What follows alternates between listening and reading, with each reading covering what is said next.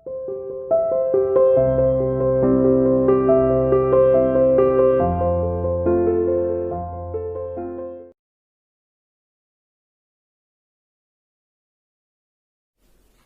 dear student, welcome to CA International School online classes. Dear plus 2 commerce class, unit 5.3 delegation theory हमने शुरू किया था।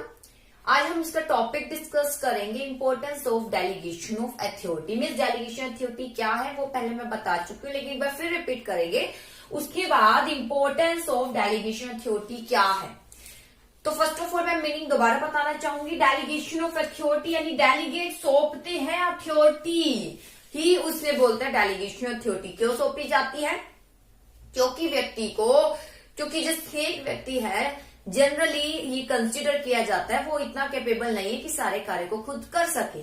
और ये फैक्ट है कि एक व्यक्ति सारे कार्य को बहुत बेहतरीन तरीके से कई कार्यों को एक साथ पूरा नहीं कर सकता है। इसलिए वो क्या करता है, अपने बर्डन को कम करने के लिए कुछ कार्य को सौंप देता है अपने सबऑर्डिनेट को। सुपीरियर सारा कार्य, जो मैनेजर है सारा कार्य के लिए नहीं कर सकता, इसलिए वो अपने कार्य का बर्डन कम करने के लिए अपने सबऑर्डिनेट की हेल्प लेता है और उसको सौंप देता है कुछ कार्य को।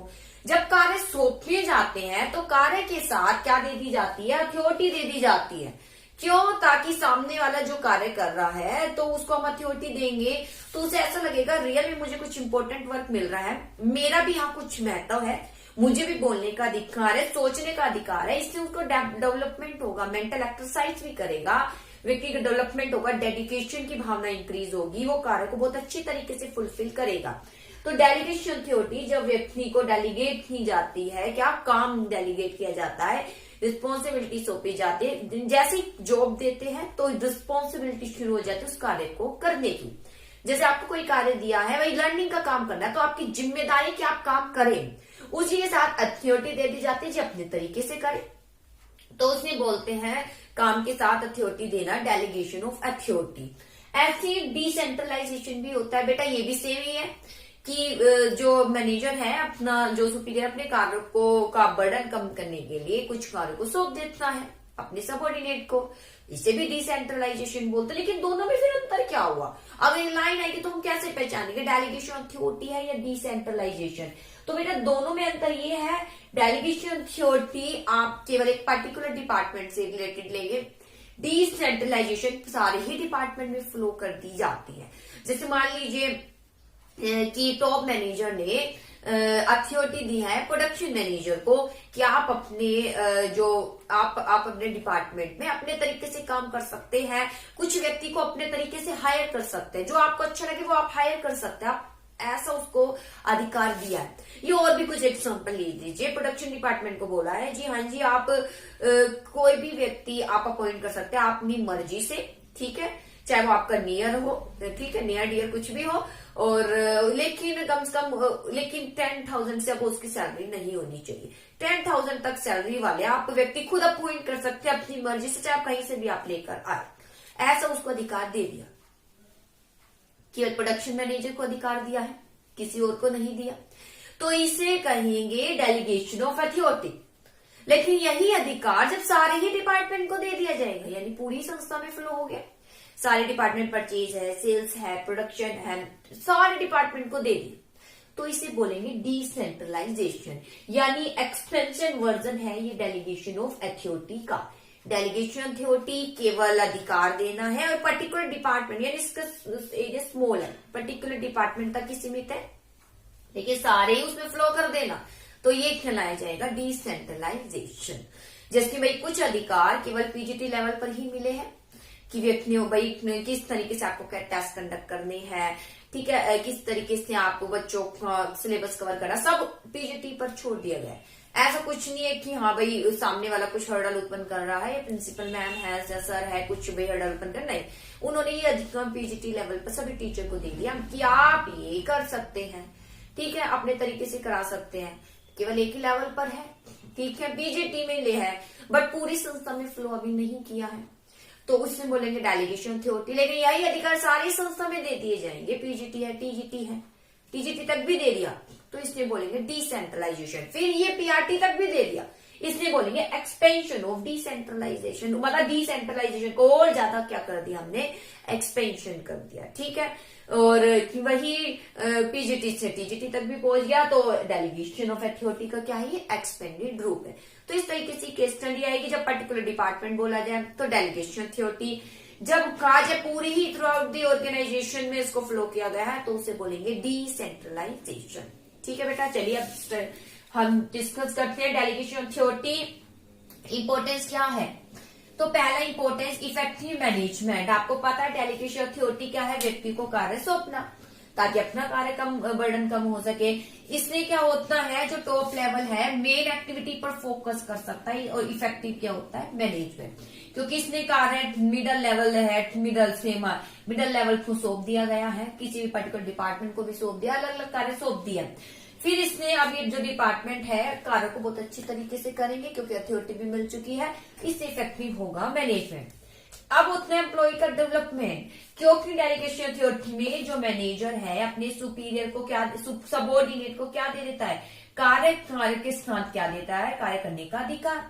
अब व्यक्ति कौन सा कार्य कर रहा है, एम्प्लॉय जो उसके सुपीरियर का है, इससे उसका डेवलपमेंट होता है, वो अपने सुपीरियर का ही कार्य सीखते हैं। यानी मेरा जो कार्य मैंने आपको दे दिया, आप कीजिए, अपने तरीके से कीजिए, तो आपका डेवलपमेंट हो रहा है। काम आपका नहीं था लेकिन आप उस कार्य को सीख रहे हैं तो डेवलपमेंट हो रहा है, आगे आपका प्रमोशन हो जाएगा मेरे ही पोस्ट पर। मीन्स मान लीजिए मैं आपकी अगर बिजनेस ऑर्गेनाइजेशन में आपकी मैनेजर हूँ।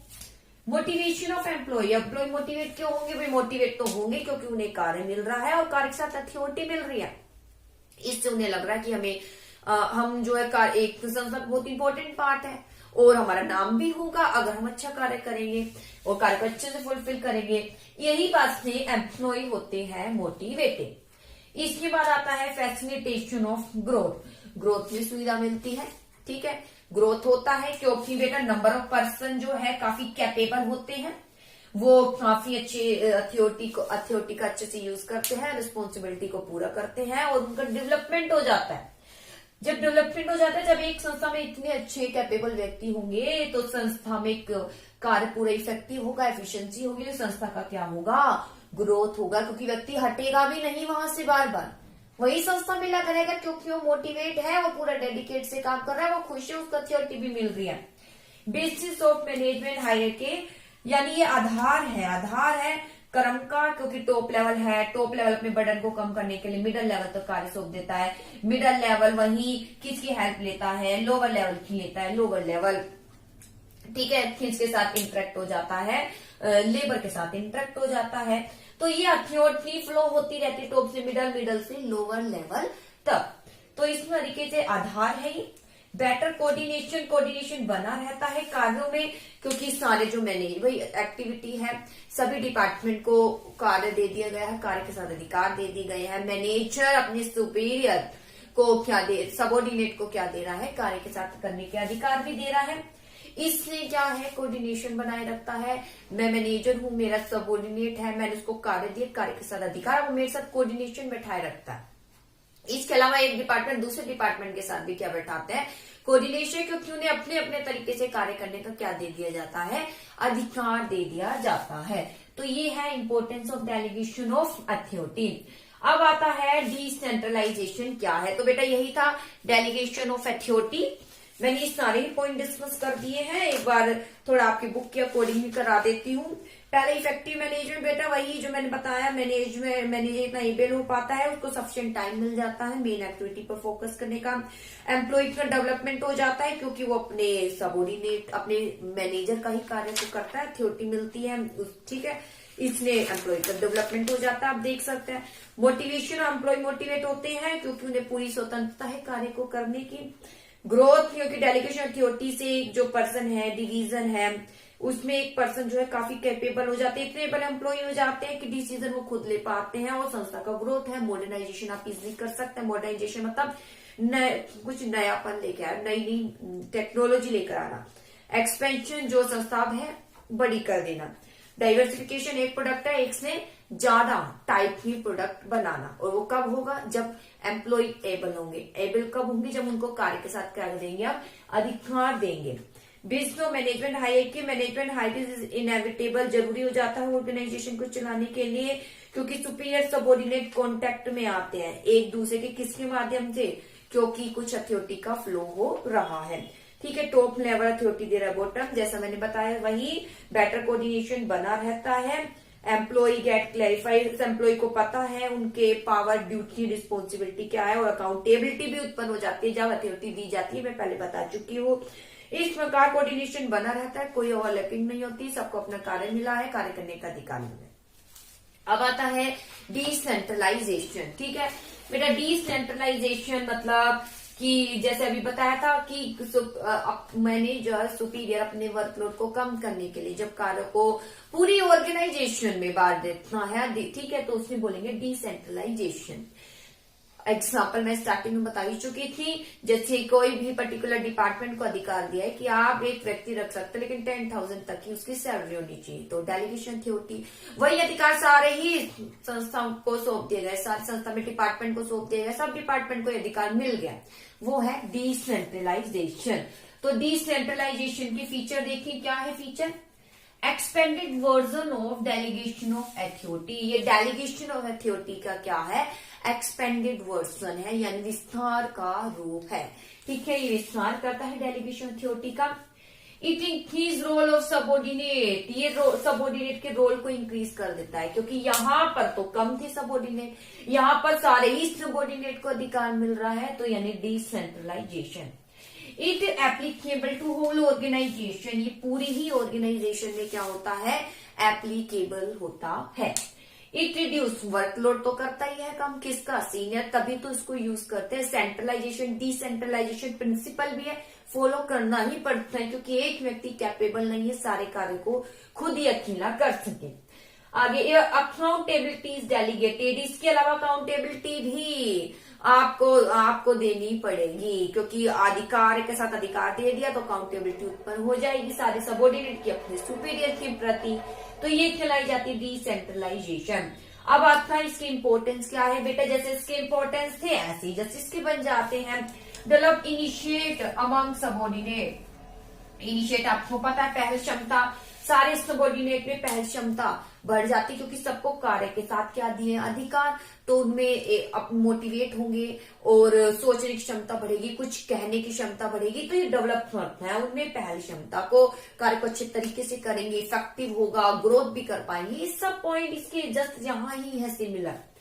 डेवलप मैनेजरियल टैलेंट होगा फ्यूचर के लिए, क्यों, क्योंकि आप कार्य वो कर रही हैं जो कि एक मैनेजर के थे, अब वो सबॉर्डिनेट कर रहे हैं, सीधी सी बात है मैनेजरियल टैलेंट इंक्रीज होगा, बार बार कुछ हर्डल उत्पन्न होंगे, आप उसको दूर करने के कैपेबल होंगे, मैनेजरियल कार्य ही कर रहे हैं, मैनेजरियल टैलेंट होगा, आपका प्रमोशन भी हो जाएगा।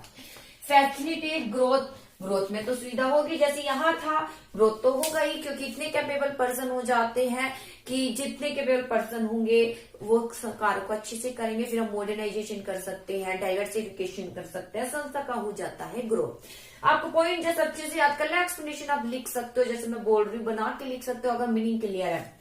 क्विक डिसीजन तो होगा, क्योंकि टॉप लेवल रिलीफ हो जाएगा, टीडियस जो अननेसेसरी वर्क जो उसको नहीं करना चाहिए, मिस करना तो चाहिए लेकिन जरूरी नहीं है कि वही करे, वो सौंप देता है बाकी व्यक्तियों को, तो क्विक डिसीजन ले सकता है महत्वपूर्ण एक्टिविटी पर। और इसके अलावा क्विक डिसीजन ऐसे भी, क्योंकि सीनियर ने सबॉर्डिनेट को क्या दे दिए है, कार्य के साथ अधिकार, अब सबॉर्डिनेट खुद ही डिसीजन लेगा उस कार्य को करने का, किस तरीके से करूं, तो जल्दी डिसीजन ले पाएगा।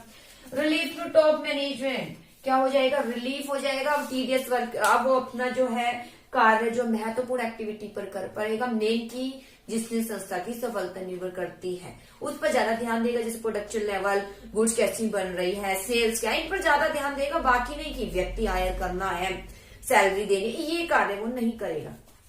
बेटर कंट्रोल, तो बेटर कंट्रोल हो पाएगा, क्योंकि सभी व्यक्ति को कार्य के साथ अधिकार दे दिए गए हैं, सारे ही सबऑर्डिनेट को, सारे ही लेवल पर, तो उन्हें पता है हमारे कार्य की देखरेख होगी और जितना अच्छा कार्य करेंगे हमारे डिपार्टमेंट का नाम होगा, तो खुद भी कंट्रोल वो खुद ही कर लेते हैं। जब मुझे कार्य के साथ अधिकार दिया जाएगा मैं खुद उसमें देखूंगी कि भाई कुछ कमी तो नहीं है, क्यों, क्योंकि आंसर भी मुझे देना है, जब आंसर मुझे देना है तो पहले ही मैं चेक कर लूंगी काम को, कहीं उसमें कोई गलती तो नहीं है, तो गलती जितनी नहीं होगी, हमारा नाम होगा तो प्रमोशन के रास्ते भी खुलेंगे। तो बैक में बना रहता है कंट्रोल।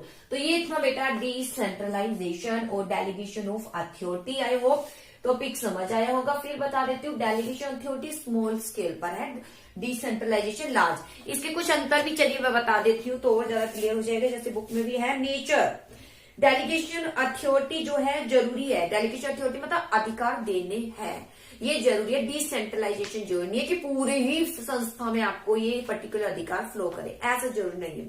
तो डेलीगेशन अथॉरिटी जरूरी है।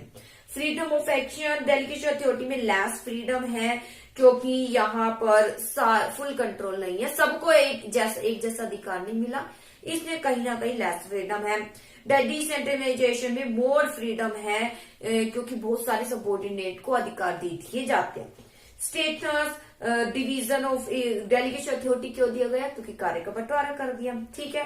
डिसेंट्रलाइजेशन एक तरीके से पॉलिसी है कि पूरी संस्था में ये हमें फ्लो करना है, पर्टिकुलर कुछ अधिकार एक संस्था को, एक डिपार्टमेंट को दे रहे हैं तो एक को नहीं, वो सबको ही हमें एक साथ देने पड़ेंगे। स्कोप डेलीगेशन अथॉरिटी का लिमिटेड है क्योंकि लिमिटेड एरिया, पर्टिकुलर डिपार्टमेंट तक। डिसेंट्रलाइजेशन सारी संस्था में तो वाइडर है।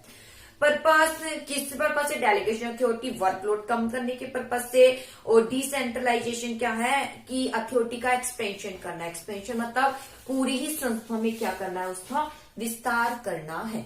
तो ये है बेटा डेलीगेशन अथॉरिटी डिसेंट्रलाइजेशन में अंतर।